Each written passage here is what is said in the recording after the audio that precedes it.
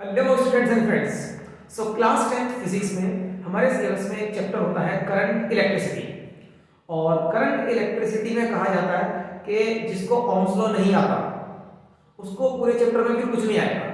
तो Ohm's law is one of the very important topic of this chapter current electricity. और ये Ohm's law क्या है, आज हम इस शॉर्ट वीडियो में जानेंगे कि ओम्स लॉ में क्या क्या चीजें हमें पढ़नी चाहिए और ओम्स लॉ को किस तरीके से हम पूरा सही तरीके से समझ सकते हैं, so that current electricity chapter में हमारे सारे बेसिक्स क्लियर है। But before starting this topic, मेरी आप सभी लोगों से रिक्वेस्ट है कि अगर आप पहली बार मेरे इस चैनल पर आए हैं तो प्लीज इस चैनल को सब्सक्राइब करें और साथ में वो बेल आइकन भी प्रेस करें, सो दैट जितनी भी इस तरह की इंफॉर्मेटिव वीडियोस मैं अपलोड करता हूं आपको उनका नोटिफिकेशन सबसे पहले मिले और आपको इन सभी शॉर्ट टॉपिक्स के बारे में प्रॉपर नॉलेज हमेशा मिलती रहे। सो अभी स्टार्ट करते हैं हमारा topic Ohm's law in accordance with class 10th physics syllabus. तो ओम्स लॉ क्या होता है, let's see.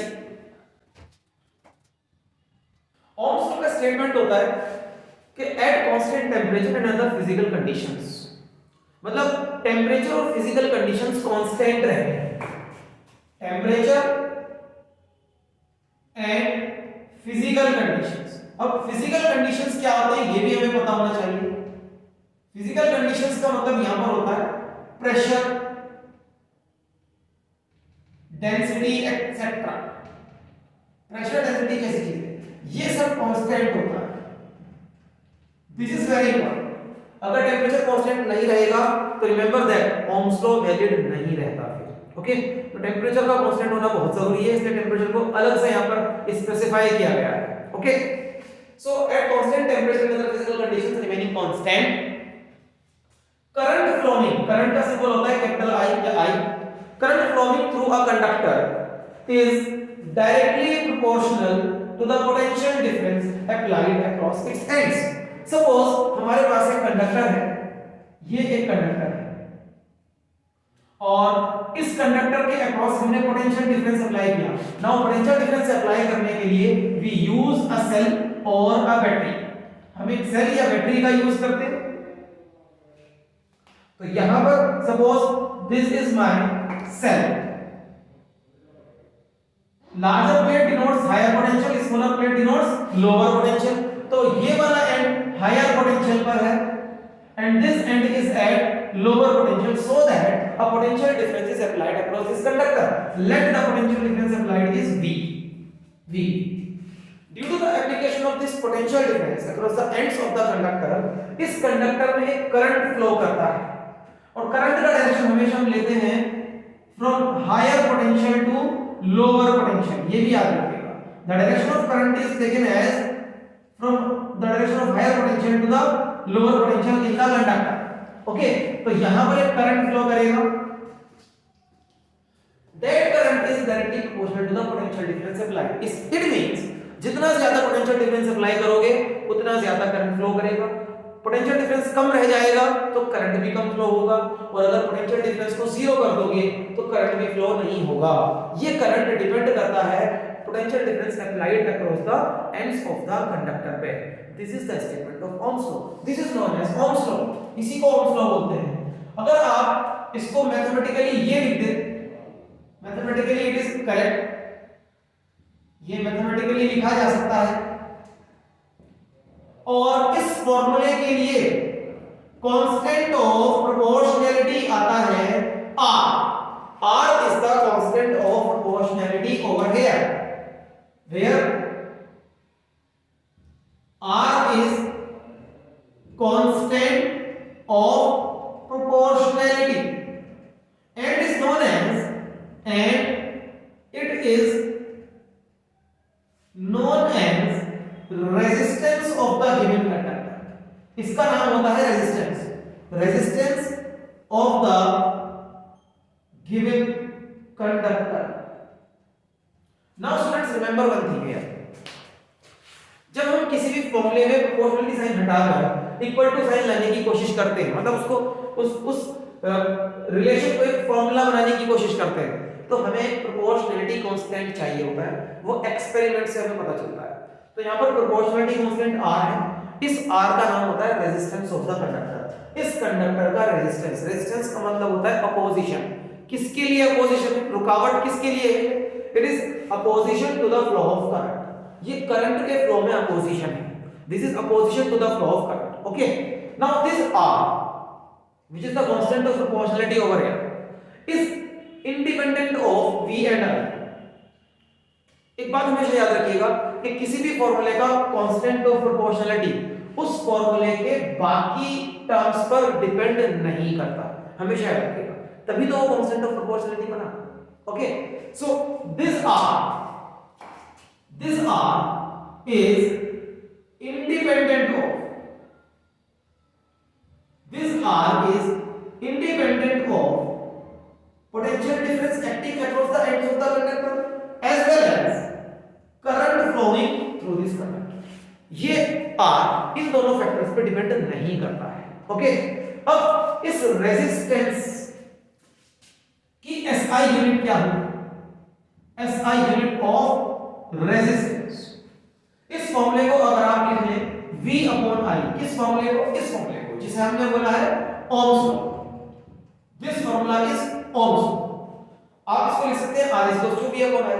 So write down the unit for potential difference as well as the unit for current। You will get the unit for resistance। तो अगर मैं SI units लिख दूं यहां पर वोल्ट्स और करंट की एम्पियर, तो I will get the SI unit for resistance which is known as ohms। और 1 ohm is equals to 1 volt upon 1 ampere। ओम का सिंबल ये होता है which is known as omega. Okay, तो हम कह सकते हैं कि अगर किसी कंडक्टर में 1 वोल्ट पोटेंशियल डिफरेंस लगा देने से, किसी कंडक्टर के अक्रॉस 1 वोल्ट पोटेंशियल डिफरेंस के एप्लीकेशन से उसके थ्रू 1 एम्पीयर करंट फ्लो हो जाता हो, तो फिर उस कंडक्टर का रेजिस्टेंस 1 ओम होता है। This is the definition for ohm, the SI unit of resistance. Okay, so ये पूरा हमारा ओम्स लॉ है। ओम्स लॉ को फिर से एक बार मैं शॉर्ट में आपको बता दूं कि temperature and physical conditions must be constant, only then the current flowing through the conductor is directly proportional to potential difference applied across its ends. और ये इसका मैथमेटिकल फॉर्म आ जाता है where R is constant of proportionality, और उस R को हम कहते हैं रेजिस्टेंस ऑफ द कंडक्टर, मतलब opposition to the flow of the current inside the conductor. Okay, अब ये अपोजिशन जो आया है ये क्यों आया है? What is the reason behind this opposition to the flow of current? अगर आपको याद होगा, actually what is current? Current is a flow of free electrons in a particular direction, flow of free electrons in a particular direction for a given conductor। तो जब ये electrons आगे flow करते हैं, actually they collide with themselves, they collide with the atoms inside the conductor and with the ions inside the conductor, और यही collisions opposition कहलाते हैं। यही collisions क्या कहलाते हैं? opposition कहलाते हैं। तो रेजिस्टेंस का हमारे पास रीजन भी है, रेजिस्टेंस का कॉज है हमारे पास कि रेजिस्टेंस क्यों आया। इट इज बिकॉज ऑफ या due to collisions of free electrons with themselves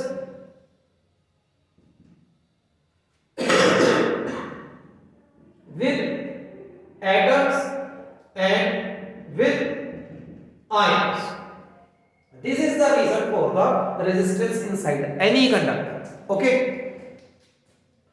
so students, ये हमारा ओम्स लॉ होता है। ओम्स लॉ का एक ग्राफ भी है। अब graphical representation of Ohm's law क्या होता है? देखिए, जितने भी रिलेशन डायरेक्टली प्रोपोर्शनल वाले होते हैं उनका ग्राफ नॉर्मली एक स्ट्रेट लाइन ही होता है।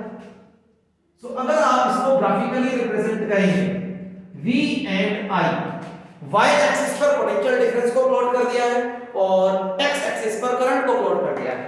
So it is a straight line passing through the origin.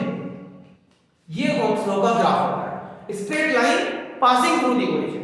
और इस ग्राफ का slope, the slope of VI graph, slope of VI graph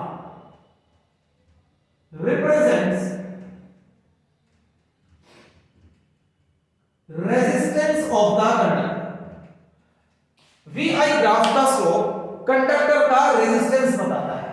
VI graph का स्लोप कंडक्टर का रेजिस्टेंस बताता है। VI ग्राफ का स्लोप अगर ज्यादा होगा तो रेजिस्टेंस भी ज्यादा होगा, अगर स्लोप कम होगा तो रेजिस्टेंस भी कम होगा। Now how to determine slope?